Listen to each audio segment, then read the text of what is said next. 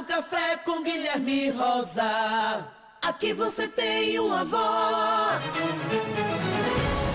8h02, agora a gente fala de política aqui no Rádio Café. Vou conversar com o Cabo Oliveira, presidente da Câmara de Vereadores aqui de Xanxerê, para a gente falar um pouquinho sobre o concurso público previsto para acontecer na Câmara de Vereadores. A gente falou sobre isso na semana passada, mas por um conflito de agendas, o presidente não conseguiu estar com a gente na semana passada. Cabo Oliveira, bom dia, obrigado por atender o nosso convite. Bom dia, Guilherme, bom dia, Felipe, bom dia, Daia, bom dia aos internautas e aos ouvintes da 101.3 FM. Cabo, para a gente começar, o porquê da necessidade de fazer um concurso público? São determinações que já vêm sendo judicializadas, né? E é uma norma que todos os poderes públicos constituídos têm que ter na sua gestão. O controlador interno, que é aquela pessoa que vai controlar todos os gastos, as saídas, entradas e, se é necessário, determinadas compras, aquisições pelos chefes do gestor de cada poder público. E o contador, que é uma norma, uma regra, que tem que ter o contador concursado dentro da Câmara de Vereadores. O principal intuito desses cargos que deixam então de ser de contratação direta para ser concurso público é a transparência, acredito. É a transparência e para que ocorra. Quando você tem autonomia, no caso do controlador interno, ele tem autonomia, né? Ele sendo concursado. Agora ele responde também caso ele deixe de exercer a sua função adequada, né? Por isso tem que ter esse controlador interno concursado, para ter transparência, para que ele esteja ali, saia presidente, entre presidente, ele continue fazendo aquele trabalho que ele vinha fazendo. Cabo, eu também, no edital lá, falava sobre uma mini-reforma administrativa falando do corpo de funcionários lá, inclusive com algumas alterações salariais. O que o senhor tem a dizer sobre isso? A importância da reforma administrativa é como se a tua empresa cresceu e você precisa fazer adequações ou criar setores para que você possa ter aquele alcance que você objetiva, que é expandir a tua empresa, que é atender o teu cliente. E na Câmara é diferente. Nós hoje temos, déficit muito grande de servidores, tanto efetivos como comissionados. Para que a gente possa dar andamento e o próximo presidente pegue a Câmara redondinha, pronta para ele fazer a gestão, ele tem que ter todo o aparato, e esse aparato humano que precisa dentro é os administrativos, os principais administrativos. E também o que ocorreu, como nós somos em 9 vereadores, temos 9 assessores de gabinete. O vereador e o assessor não conseguem atender as demandas necessárias para que ele possa ir até o eleitor, possa ir até o contribuinte, possa ir até um deputado estadual, deputado federal, um senador e até a prefeitura cumprir a agenda ou questionar ou buscar informações e orientações para o seu eleitorado. Agora, uma das coisas que me chamou a atenção, Cabo, foi de que alguns cargos não precisa ter sequer ensino médio. O que não precisa ter ensino médio é apenas o assessor de gabinete. O porquê que não há necessidade? Porque o assessor de gabinete, para que a população entenda, é aquela pessoa de campo, aquela pessoa que tem estritamente a confiança do vereador para que faça políticas. E ele, a pessoa que está no assessor de gabinete, ele é uma pessoa que é de campo, né? Ele conhece a pessoa mais elevada de conhecimento intelectual, aquela pessoa de baixo conhecimento intelectual, aquela pessoa média. Ele tem todos esse trâmite, porque ele é uma pessoa política que está no dia a dia na população. Mas, Cabo, o senhor é um homem, por exemplo, formado em Direito e tem vou usar as suas palavras, uma capacidade intelectual, ou pelo menos espera-se que se tenha um pouco mais elevada. Quando você coloca e eu não estou aqui fazendo um discurso para quem sequer concluiu o ensino médio, mas querendo ou não, vai trabalhar com leis, vai receber questionamentos de que talvez não consiga respondê-los. A gente já vê isso acontecendo nas câmaras aqui da região. Não causou-se uma preocupação na hora de finalizar esse item? O restante eu até nem questiono, não questiono valores, porque deve ter sido feito um estudo para isso, mas quando você coloca para que um cargo que é de confiança de fato e que vai responder aos anseios da população, porque o assessor acaba sendo também o representante do vereador, e não se exige que ele tenha um conhecimento mínimo necessário? O que acontece com esse assessor de gabinete? Ele é especificamente político do vereador.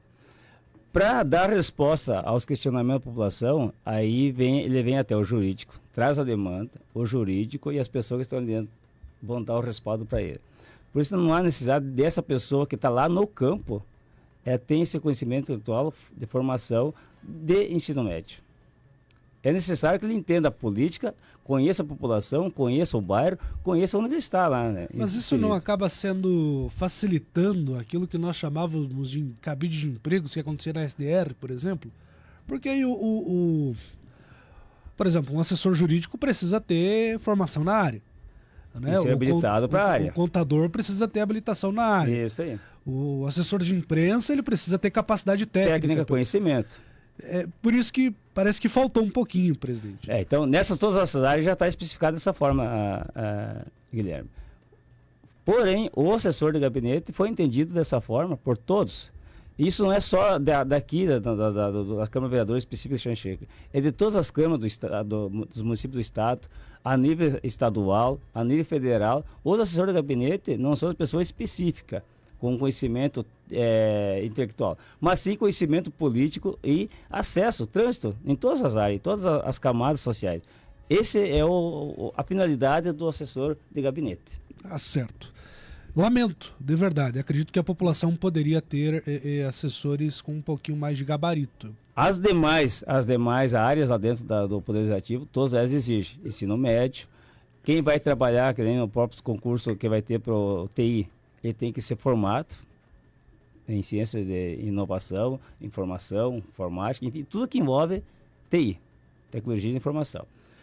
Assessoria de Câmara, assessoria de imprensa. Ele não é formado, não precisa ser formado, mas tem que ter conhecimento técnico. Está lá a atribuição dele. Somente o assessor de gabinete, porque se entende que essa pessoa é especificamente de campo. Presidente, sobre o concurso público ainda, qual é a previsão de implantação? Essa semana deve sair aí a empresa vencedora para se habilitar a elaborar o concurso e a aplicação da prova. Também já vai estar especificado os valores da taxa de inscrição, né? Para que se possa dar andamento aí, talvez o presidente que vai assumir em janeiro, porque sabe que o concurso público ele é um trâmite longo. E não se pode mais fazer assim a toca de caixa um concurso público. Para não dar erros como deu no passado, criar a expectativa de que tu vai passar e vai ser chamado. Então tem que seguir todo o trâmite. E como a gente tem um TAC como Ministério Público, a gente está seguindo exatamente aquilo que o TAC previu. Falando em Ministério Público e mudando de assunto, me permita questionar sobre a construção da sede da Câmara de Vereadores. Houve uma liminar que proibiu a construção. A Câmara chegou a entrar com recurso? Então, Guilherme, e para que todos que estão ouvindo e acompanhando o teu programa, é importante essa tua pergunta. Por quê? Porque houve ali uma judicialização por parte do Ministério Público. A Câmara já fazendo os recursos adequados, dentro dos prazos previstos, né? A gente tem a documentação plausível para todo esse embaraço judicial e as verbas que o Ministério Público, segundo ele, na ação dele, não tem disponível, a gente está comprovando que tem a verba disponível para as duas etapas. Então, provavelmente, logo teremos novidades aí sobre essa questão judicial. Tá certo. Cabo, a gente vai voltar a conversar ainda, não tem mais sessão nesse mês, mas algo me chamou a atenção, que foi a antecipação do horário da sessão. Teve mudanças ali no período eleitoral, compreensível, né? Até para que não desse palco, para que a maioria lá era candidato também. Como é que vai ficar as sessões agora para dezembro? Continua às 17h30 por dois motivos, Guilherme. Eu sou um presidente muito democrático.